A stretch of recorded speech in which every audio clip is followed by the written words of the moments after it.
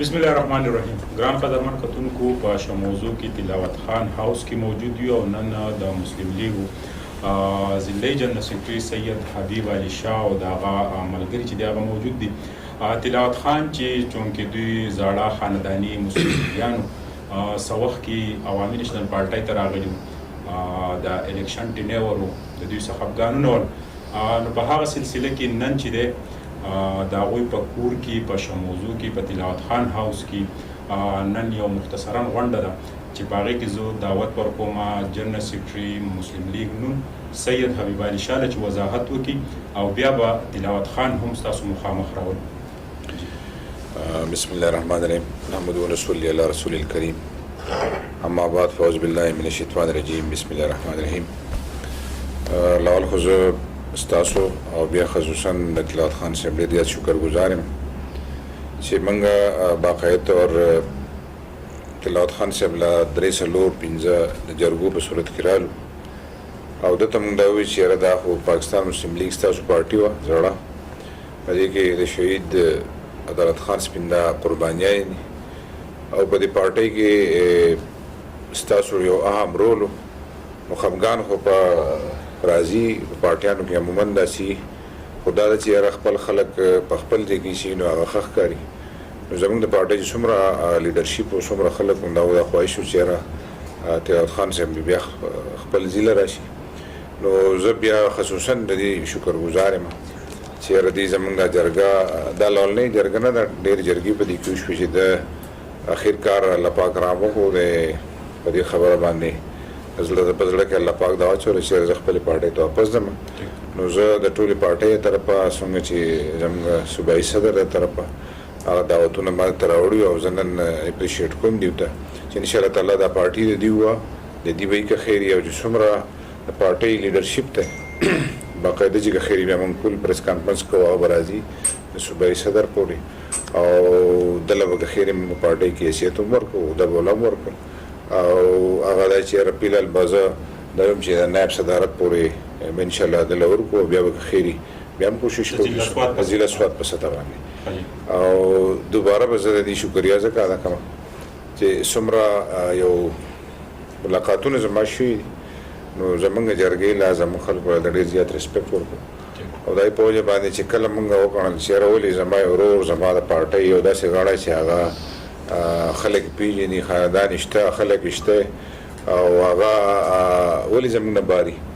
نو الحمدلله زه نن بیا دې ته مبارکباد ورکوم، په خپله پارټۍ کې ورته ویلکم کوم. انشاءالله تعالی انجینیر صاحب هم راځي که خیر وي او هغې په دې کې به باقاعده بیا ښه ښکلی غټ پریس کانفرنس کېږي، غټه غونډه به کېږي. ګیدرینګ متوقع دی هغې کم ته ډېټه تقریبا انشاءالله زر به وي. تلاوت خان صاحب له زه خو دا وخت یې تاسو ته تلاوت خان صاحب مونږ په سکرین باندې موجود یې او سید حبیب علي شاه او د دې سره نور ستاسو د سوات سابقه ناظمان او د مختلفو حلقو صدران هم موجود دي. تاسو لږ وضاحت وکړئ او خپل سیاسي هر ځل په حواله باندې او د مسلم لیګ ته واپس په راتګ باندې لږ خپل اوپینین د عوامو مخ ته کېږي. بسم الله الرحمن الرحیم. باچا لاول خو ستاسو ډېره مهرباني د حبیب علي شاه صاحب خصوصا د حاجي شیر بهادر صاحب، بخ محمد خان سابقه ناظم صاحب او دا څومره ملګري چې راغلي دي دې ټولو شکریا. خبره داسې ده چې واقعي خبره ده څنګه چې باچا ووایي حبیب علي شاه باچا چې یاره دا د خپل کور او پاکستان مسلم لیګ او کله چې زما په خیال پاکستان کې دا مسلم لیګ جوړ شوی دی نو هغه وخت نه زموږ ټول خاندان په دې مسلم لیګ سره وابسته و چونکې په توجهاتو په 2018 په الیکشن کې زما د پارټۍ سره لږ اختلاف را په هغه وجه زه عوامي نېشنل پارټۍ کې د انتخاباتو په دوران کې په هغې کې زه شریک شوم او هغه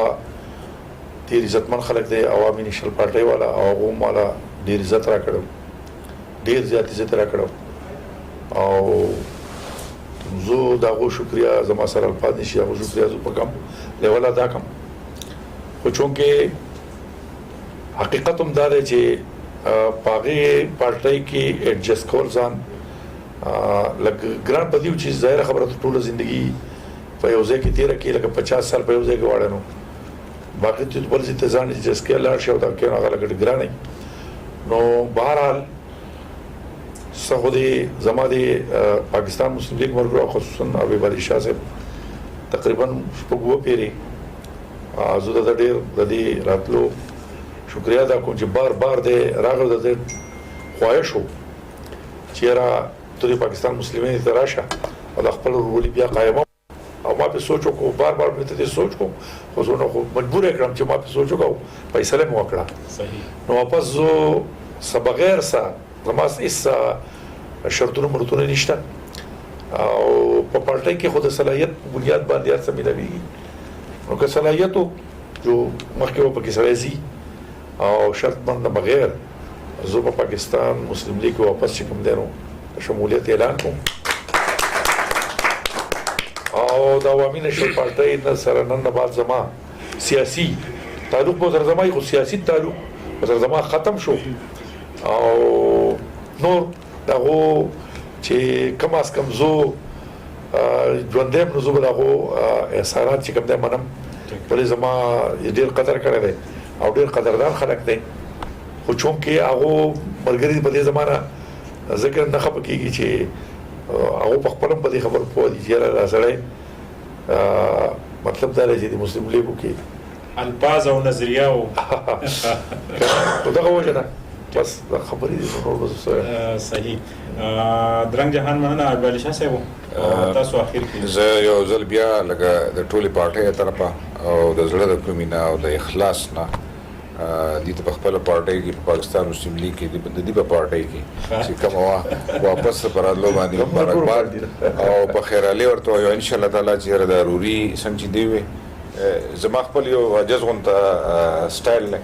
او امید دې چې زموږ ضروري به خیر قائم دایمي تاسو ریسپیکټ په هغه ډیر چې د زه دا اپریشیټ کوم چې زما یو عام کارکون یم او زما په وجه دی بیا خپل کزه دا ویم چې خپګانم زما په وجه راغلی نو پارټۍ تم زما په وجه الحمدلله واپس راغی نو زه د خپل کریډټ ګڼم ټولې پارټۍ جی ان شاء الله زه یو خبر کوم دوم وکړم زوم کوم چې باقاعده اعلان ان شاء الله لس ورځې کې دنه تقریبا ان شاء الله دا صوبایي ان شاء الله صوبایي مشرانو په موجودګۍ کې ان شاء الله باقاعده پارټۍ کې د شمولیت اعلان کوو